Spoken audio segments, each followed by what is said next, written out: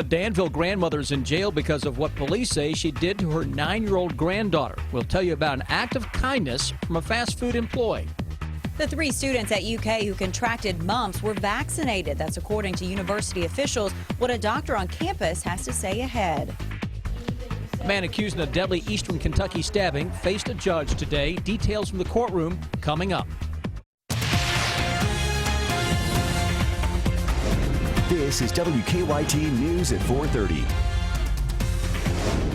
Good afternoon. Sam, Dick, and Amber Philpott reporting. A grandmother is accused of neglecting her young granddaughter for putting the child outside. Police say Lisa Ball was drunk when her granddaughter was found yesterday. Police say they also witnessed an act of kindness when police tried to help the young victim. WKYT's Phil Pendleton has more on that from Danville. It's our top story at 4:30.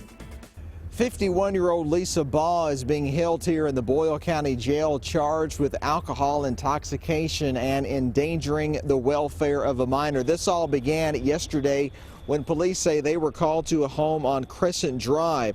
The call initially was for an out-of-control juvenile, but when police showed up, they say they found an entirely different situation. They found a 9-year-old on the front porch in a T-shirt and shorts wearing a backpack.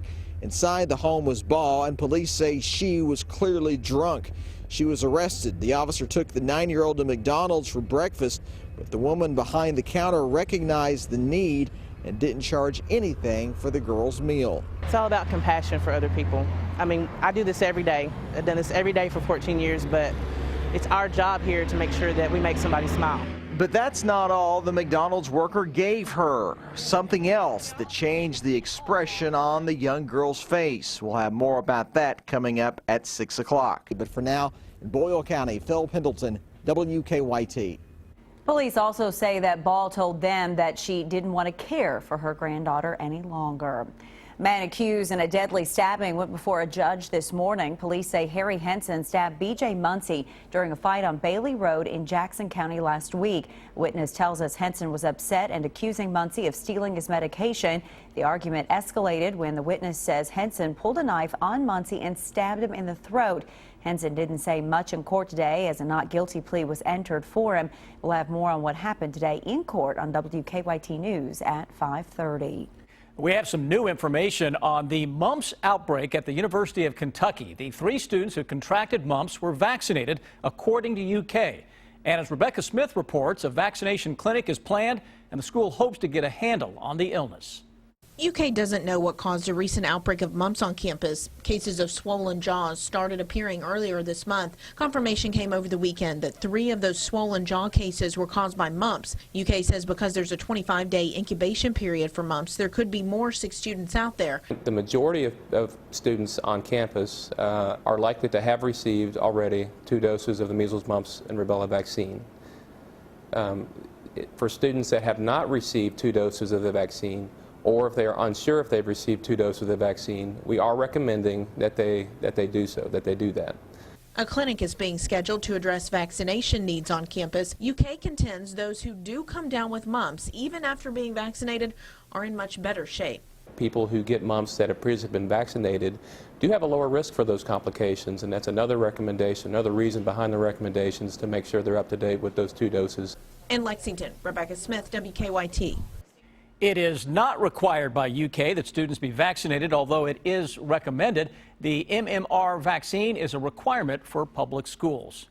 After a pretty nice weekend, awfully warm in the Bluegrass this weekend, we're in for a wild week of weather. Sounds like it. Today we saw some pretty normal temperatures out there for February. Want to check in with Chief Meteorologist Chris Bailey. Sounds like a lot is on the way for us. Yeah, it's going to get a little bumpy as we go through, especially that Tuesday night through Thursday period. You want some thunder, lightning, heavy rain, gusty winds, 60, snow, we got it.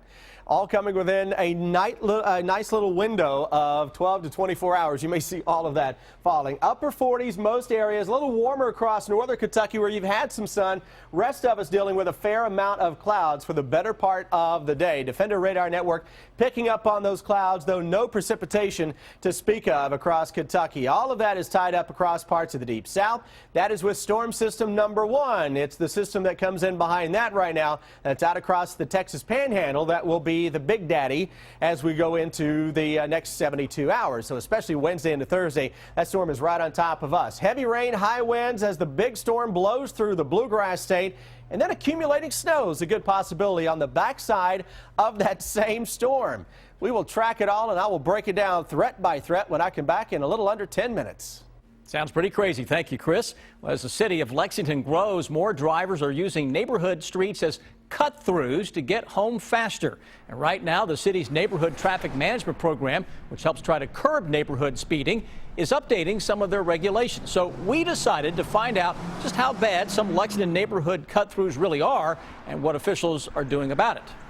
People that use it as a cut-through, as opposed to people who live on the street, tend to go very fast down the road, and it's very dangerous. If you go to neighborhood meetings, speeding and traffic seems to be the number one complaint in most of them. Amber's at the live desk now with our investigative reporter Miranda Combs with more on this story that she's working on for tonight at 6. Amber? Sam, thank you. It sounds like they're busy. Has this neighborhood traffic management program been around long? It has. It's been around 15 years. A lot of us in the newsroom, though, hadn't heard anything about it. But basically what happens is if you're a resident in a neighborhood and you're concerned about speeders, you can call in. They'll come out and do a visual check and make sure there's not maintenance or safety issues. If they don't see anything, though, they're going to require you to then get a petition with other neighbors in your neighborhood. And that's where some of the committee hearings came into effect. They're trying to get some of the petition worked out a little bit better. And it sounds like there are places that you found. Are they staying busy with all of this? They are. We looked at 2014 and 2015 numbers, and the number of calls stayed about the same, but the number of petitions that were handed out went up. The interesting thing, though, is the number of petitions they get back is still about 10 to 20%, so relatively low, showing that when people actually have to go sign on the dotted line to get something changed, it takes a lot more work. And you actually went out for this story, went to some of these streets to kind of witness what was going on for yourself. And it's interesting, the difference between 25 miles per hour and 35 miles per hour when there are kids involved is a big difference, and it looks like they're going very fast. So yeah, we were surprised to see how quickly we saw the number of drivers going by us going way above the speed limit. Absolutely. This story coming up tonight at 6. Miranda, thank you. A sophomore at Eastern Kentucky University in Richmond is set to make her national TV debut. Megan Smith, the owner of Doodlebug Cakes in Berea, will be on tonight's episode of Cake Wars. The 18-year-old is the youngest contestant in the show's history. She and her assistant will compete against 3 other teams for a chance to win $10,000. You can watch the episode tonight at 9 o'clock. She's still eating, so I'd like to look at that. I'd like to at least even go inside and look. But the presentation is beautiful and everything. Yeah, so looks excellent. Okay, a film that strives to take an authentic look at autism hits theaters this week. Terry Okita has your eye on entertainment. A movie opening this coming weekend takes on the challenges of autism.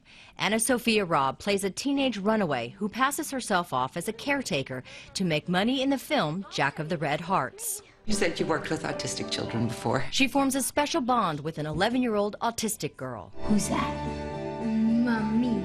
Good. Both the writer and director of the film have autism in their families.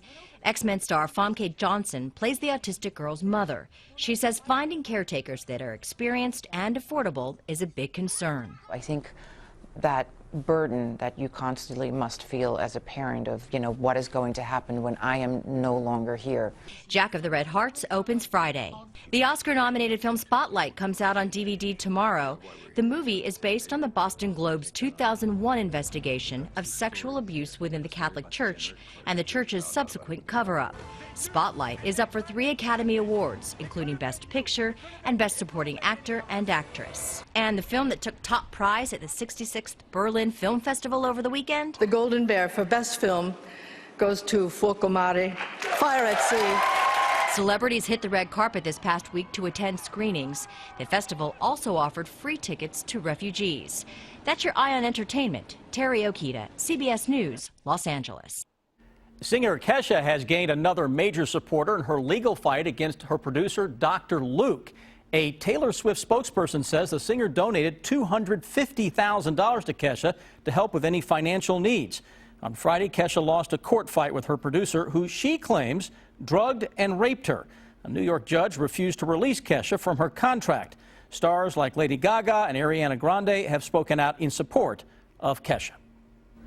This forecast that Chris has cooked up is all over the place. Here to here. Yeah, and a Jekyll and little Hyde. in between, right? Chris Bailey, it is going to be one of those weeks to just strap in and see what comes our way. Buckle up, and I'm using every weather ingredient, by the way, in the forecast that we are cooking up for Wednesday and Thursday. Wild ride, to say the least. It's calm now, though. Yes, we have some clouds out there. 48 Lexington Mountain Parkway, mostly cloudy skies. A little bit of sunshine, Covington to Frankfort, so your temperatures have been a degree or two better than the rest of the area. Upper 40s to around 50. You know what? It's the end of February. It's not too far away from what we should be seeing. A lot of clouds across Kentucky, especially in the south. You may squeeze out a light shower late tonight, tomorrow morning into parts of southern Kentucky from that system. That's not the one, though, that is going to get our attention. It's the one that comes in behind that for the rest of the week that we'll focus on for Wednesday and Thursday with a big storm that rolls across the Bluegrass State. We'll time that out when I come back in a few minutes. Right now, timing out the traffic. Here's Officer Don. Live look at Lexington rush hour traffic. First, traffic flow, and it's a little slow approaching Richmond in the Circle. We expect that. That clears up around Patchen Drive. Also leaving downtown in front of campus. South Lime, seeing some red there on South Lime, out to Southland Drive, and then onto the Circle there in front of Fayette Mall. No collisions, so that's good news for us. As far as drive times are concerned, there's really not a whole lot impacting our drive times, so nothing unusual to Nicholasville. Versailles about 11 minutes, Georgetown 14, Winchester 24 minutes or so. Now back to you in the studio. Officer Don, thank you. Astronaut class, Lennon's Locks, and a surprising place to play chess. It's the video that will have you talking. Take a look at this. To the moon and beyond. More than 18,000 people applied for NASA's next astronaut class. That's a record and triple the number that applied to the previous class. There are just 14 spots. Now, these future astronauts could be tapped for a mission to Mars. And once the final candidates are selected, they will undergo 2 years of basic training on things like spacewalking to learning Russian. A lock of John Lennon's hair sold at auction for $35,000. Apparently, a hairdresser kept some of Lennon's hair after giving him a trim as he prepared for a movie role. The 4-inch lock was bought by a United Kingdom-based memorabilia collector. The hair was one of several Beatles-related items up for auction. And you might say these athletes have ice water in their veins, or at least on their boards. Russian swimmers decided not to checkmate a crazy idea, and they went ahead with a new way to build up their stamina and concentration by playing chess in icy water. The water temperature, a balmy 41 degrees, with the air temperature somewhere in the 20s. Speed is a key factor for success in an icy water chess game. The players said that the cold temperatures encouraged them to make the next move within seconds.